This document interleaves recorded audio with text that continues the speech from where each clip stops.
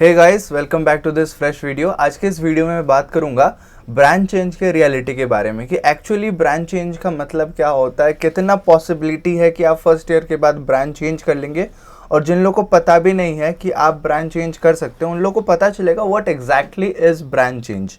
तो चलिए इस वीडियो को शुरू करते हैं। तो दोस्तों, सबसे पहले मैं बताना चाहूँगा, काफ़ी बार कॉलेज ये स्कैम करता है आप सभी के साथ, ब्रांच चेंज स्कैम। तो ब्रांच चेंज स्कैम का मतलब क्या होता है कि उनका लालच वो दिखा देते हैं आपको कि आपको सीएसई मिल जाएगा, आपको कंप्यूटर साइंस के रिलेटेड जो भी ब्रांच है वो मिल जाएंगे, बट फिलहाल के लिए आप एडमिशन ले लो ईसीई ब्रांच में या ट्रिपल ई ब्रांच में, फिर बाद में आप फर्स्ट ईयर के बाद ब्रांच चेंज कर लेना। कहना जितना आसान है, बट एक्चुअल में प्रैक्टिकल ब्रांच चेंज करना उतना ही मुश्किल है। मैं आपको बताता हूँ क्यों। ब्रांच चेंज का क्राइटेरिया रहता है, दो क्राइटेरिया जनरली रहता है। जितने परसेंटेज ऑफ स्टूडेंट्स वो ब्रांच को छोड़ के दूसरे ब्रांच में जाएंगे, उतने ही स्टूडेंट दूसरे ब्रांच से उस ब्रांच में आ पाएंगे। फॉर एग्जांपल, कंप्यूटर साइंस की बात करते हैं तो कंप्यूटर साइंस में सपोज 180 सीट्स है, तो 180 सीट्स का 10% जनरली कहा जाता है कि ब्रांच चेंज के लिए अलाउड है। तो 18 स्टूडेंट, 180 का 10% होता है 18 स्टूडेंट्स, तो 18 स्टूडेंट्स सीएसई ब्रांच को छोड़ के दूसरे ब्रांच जा सकते हैं। सिमिलरली दूसरे सारे ब्रांच को मिला के 18 स्टूडेंट सीएसई ब्रांच में आ सकते हैं।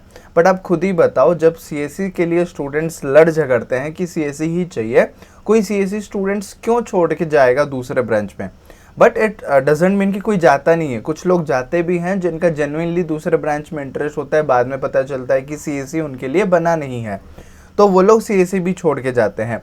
बट मैं आपको बता दूं, बहुत कम चांस है कि सीएसई छोड़ के कोई स्टूडेंट दूसरे ब्रांच में जाता है। तो यहाँ पे कॉलेज का रोल क्या करता है कि कॉलेज को चाहिए एडमिशन। कॉलेज को एडमिशन चाहिए सीएसई में, तो बाय डिफ़ॉल्ट सीट्स फिलअप हो जाएंगे।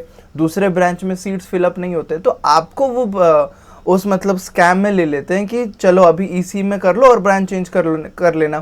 तो आपके मन में आता है चलो ये तो बढ़िया है, मुझे कॉलेज मिल गया, मैं सीएसई में चेंज कर लूँगा फर्स्ट ईयर के बाद। बट एक साल के अंदर कितना कुछ चेंजेस होता है वो मैं आपको बताता हूँ। हाँ, पहला क्राइटेरिया मैंने बता दिया कि 10% स्टूडेंट छोड़ के जा सकते हैं, 10% स्टूडेंट आ सकते हैं। सेम उसी तरह से मैं आपको बताना चाहूँगा कि मार्कशीट और परसेंटेज क्राइटेरिया रहता है। मार्क्स क्राइटेरिया यानी कि सीजीपीए में आपको 8.5 से ज़्यादा लाना पड़ेगा in order to change your branch. अब यहाँ पे स्कैम, मैं सभी चीज़ को स्कैम ही बोल रहा हूँ क्योंकि आपको ऊपर ऊपर से देखने में लगेगा कि यार ये तो क्राइटेरिया बहुत ईजी है, 10% स्टूडेंट छोड़ के जाएंगे तो मैं वहाँ पे चला जाऊँगा, 8.5 सीजीपीए से ऊपर लाना पड़ेगा तो वो भी मैं सिक्योर कर लूँगा, तो मेरा ब्रांच चेंज हो जाएगा। बट आप सोचो 8.5 सीजीपीए से ज़्यादा कितने स्टूडेंट्स लाएंगे? काफ़ी सारे स्टूडेंट्स 8.5 सीजीपीए से ज़्यादा लाते हैं फर्स्ट ईयर्स के मार्क्स में। अगर 8.5 सीजीपीए से ज़्यादा आता है मार्क्स, तो जो टॉप स्टूडेंट्स होंगे, सपोज मैं आपको बताता हूँ 8.5 से ज़्यादा 100 स्टूडेंट्स मार्क्स सिक्योर किए, तो क्या 100 के 100 स्टूडेंट्स एलिजिबल हो गए? एलिजिबल तो हो गए, बट क्या एक्चुअल में 100 स्टूडेंट्स ब्रांच चेंज कर पाएंगे? क्या उतना सीट्स है सीएसई में? No, right. तो जो टॉप स्टूडेंट्स, सपोज जिसका 9.8 आया है, 9.7 आया है ईसीई ब्रांच से, 9.2 आया है, 9.0 आया है, तो वो लोग पहले प्रेफर किए जाएंगे एज कंपेयर टू 8.6, 8.7, 8.8। तो आप ये मत सोचना कि अगर आपका 8.5 से कुछ भी ऊपर आ गया तो आप एलिजिबल हो जाओगे और ब्रांच चेंज कर पाओगे। तो ये लोग स्टूडेंट जनरली समझते नहीं हैं बिफोर कॉलेज एडमिशन, उनको कॉलेज एडमिशन के बाद पता चलता है। और जब तक पता चलता है तब तक वो तो एडमिशन करवा चुके होते हैं दूसरे ब्रांच में, इसीलिए उनके पास मौका नहीं रहता दूसरे कॉलेज में सीएसई लेने का या उसी कॉलेज में सीएसई जाने का। तो इसीलिए आप शुरू से मेरे तरह माइंडसेट रखो। मैंने क्या किया था, कॉलेज भले कोई सा भी हो, गवर्नमेंट हो, प्राइवेट हो, सेमी गवर्नमेंट हो, कुछ भी हो, मुझे डायरेक्ट सीएसई ब्रांच चाहिए। मुझे भी ऑफर मिला था कि फलाना डिकाना कॉलेज में आपको ईसी ब्रांच मिल रहा है, तो फर्स्ट काउंसलिंग में अभी आप ईसी कर लो, शॉर्ट आपका मिल जाएगा ईसी ब्रांच, फिर after that you can change. First year में तो कॉमन सब्जेक्ट रहता है। हाँ, ये बात भी आपको बोला जाएगा, फर्स्ट ईयर में क्या है, आपको तो सारा सब्जेक्ट पढ़ना पड़ेगा, सभी ब्रांच के स्टूडेंट सारे सब्जेक्ट पढ़ेंगे, कंबाइंड क्लासेस होते हैं, और जब सेकेंड ईयर में जाओगे तब ब्रांच सेपरेशन होगा, ये भी बोला जाएगा। But being a student, being an engineer, being an engineering student, मैं पास आउट हो चुका हूँ, तो इसीलिए मैं आपको बता सकता हूँ कि यार ये सारा रियलिटी एक fresh 12th pass out students को पता नहीं होता है। तो इसीलिए आप इन चीज़ों का ध्यान रखना कि आपको ये पॉइंट भी बोला जाएगा। फर्स्ट ईयर में तो कॉमन सब्जेक्ट्स होते हैं, तो इसीलिए फ़र्क नहीं पड़ता कि आप कोई सा भी ब्रांच लो और फिर चेंज हो जाएगा। तो मुझे भी सेम चीज़ बोला गया था, बट लकीली मैं थोड़ा सा रिसर्च कर लिया था पहले से, यूट्यूब वगैरह देख के, कुछ सीनियर्स लोगों से पूछ के कि ब्रांच चेंज का रियलिटी क्या होता है। तो उन्होंने मुझे बता दिया था कि ब्रांच चेंज बोलना जितना आसान है, ब्रांच चेंज सच में उतना आसान नहीं है, उतना ही मुश्किल है, क्योंकि नंबर ऑफ स्टूडेंट ज़्यादा होते हैं। बहुत लोग चाहते हैं कि इसी ले लें फिर सीएससी में शिफ्ट हो जाए। प्रीवियस वीडियो में मैंने आपको बताया था कि ये it is not about CSC, आप दूसरे ब्रांच में भी जा सकते हो, बट क्रेज सबका होता है ना, आईटी में जाना है, कंप्यूटर जॉब करना है, कोडिंग करना है, पैसे कमाने हैं, ज़्यादा जल्दी कमाने हैं, उस चक्कर में सब लोग सीएससी करते हैं। इसीलिए कट ऑफ भी सीएससी का ज़्यादा जाता है, रैंक भी आपको अच्छे रैंक चाहिए ताकि आपको सीएससी मिले किसी भी कॉलेज में। और पहले तो मैकेनिकल का, इलेक्ट्रिकल का बहुत ज़्यादा डिमांड था, बट अभी सीएससी में सबसे ज़्यादा डिमांड है। तो डिमांड एंड सप्लाई का गेम है, इसीलिए मैं आपको बता रहा हूँ कि कोई भी अगर भले कॉलेज के अथॉरिटी आपके रिलेटिव क्यों ना हो, मैं आपको बता देना चाहूँगा कि ये स्कैम के अंदर मत जाना कि ब्रांच चेंज हो जाएगा। मैं अपना ही एक्सपीरियंस बता रहा हूँ, मुझे भी बोला गया था कि आपको ईसीई मिल जा रहा है, आप जल्दी से एडमिशन ले लो ईसीई में, 10-15 हज़ार डिपॉजिट कर लो, सीट बुकिंग हो जाएगा आपका, फिर उसके बाद आप इजीली पढ़ पाओगे।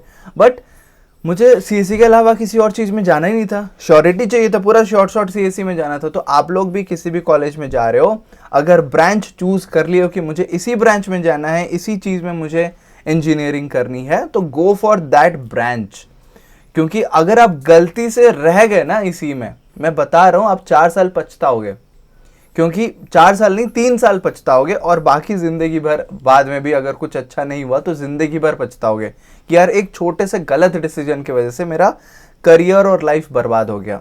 तो इसीलिए मैं आपको बता रहा हूँ कैसे बर्बाद होता है यहाँ पे। अगर आप ईसीई में ले लिया ये लालच में कि फर्स्ट ईयर के बाद आप ब्रांच चेंज कर लोगे, मैंने देखा है अपने आंखों से ऐसे होते हुए, इसीलिए मैं आपको कह रहा हूँ अगर आप गलती से ब्रांच ईसीई ब्रांच में एडमिशन ले लिए, चाहते हो आप सीएससी, ठीक है, मैं ये नहीं कह रहा हूँ कि इसी ब्रांच गलत है, बट आपका इंटरेस्ट नहीं है ना इसी में, आप इसी में इसीलिए आए हो अभी एडमिशन लेने क्योंकि आप फर्स्ट ईयर के बाद चेंज कर लो सीएससी में।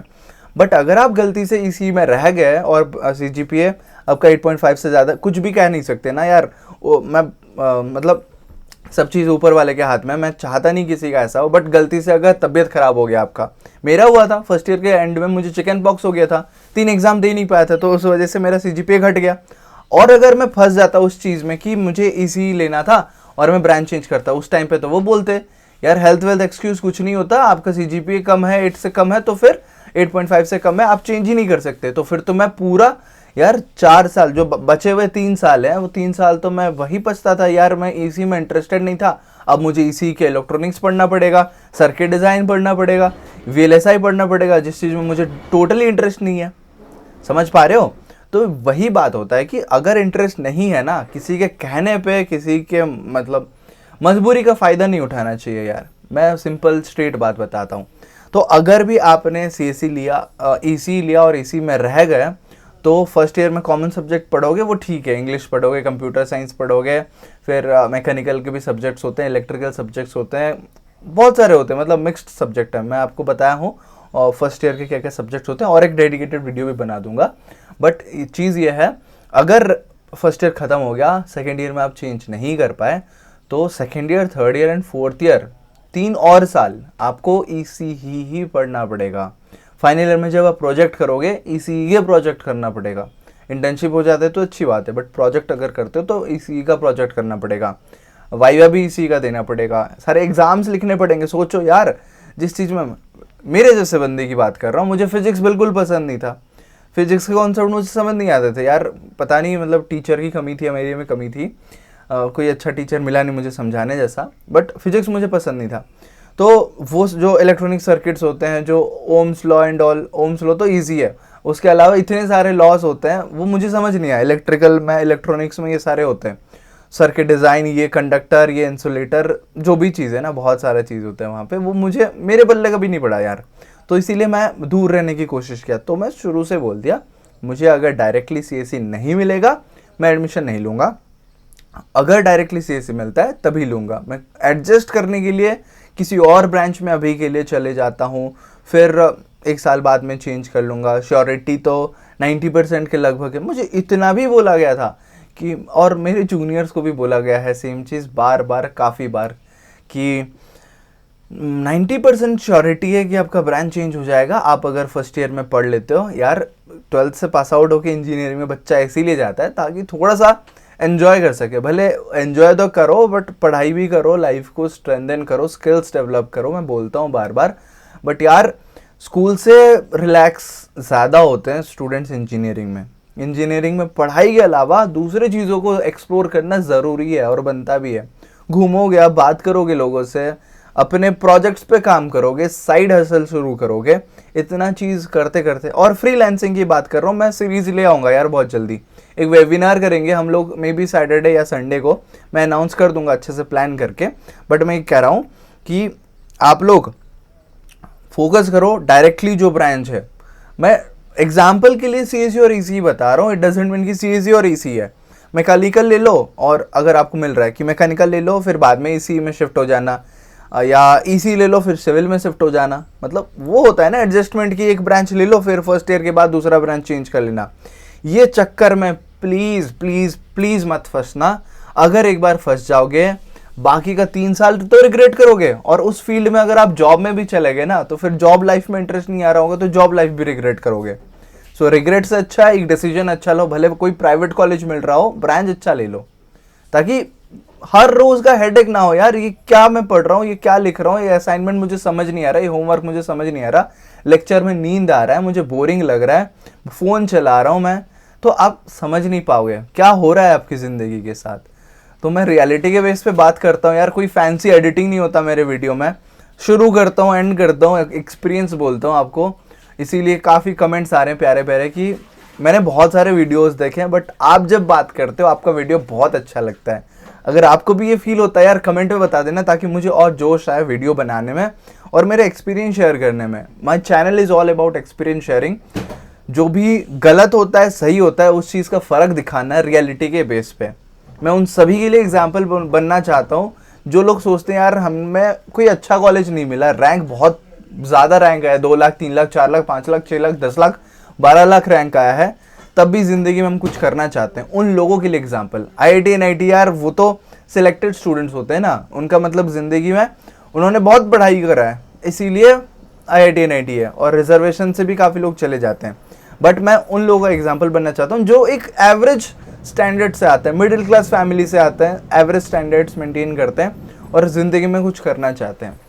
सो आई होप आपको ये डिफरेंस समझ आया होगा कि यार ब्रांच चेंज का एक्चुअल रियलिटी क्या होता है और स्कैम क्या होता है। आप इस चक्कर में नहीं फंसना प्लीज़, क्योंकि बाद में रिग्रेट करने से अच्छा है पहले ही आप प्रिकॉशन ले लो, थोड़ा सा केयरफुली डिसीजन ले लो, ठीक है। सो आई होप आपको ये वीडियो अच्छा लगा होगा। वीडियो अच्छा लगा तो जल्दी से वीडियो को लाइक कर लीजिए, कमेंट में बताइए कि कौन सा पार्ट अच्छा लगा और क्या आपके साथ भी ऐसा हो रहा है, कोई बोल रहा है आपको। एंड मिलेंगे हम लोग अगले वीडियो में, तब तक keep learning, keep exploring and keep smiling. Thank you so much.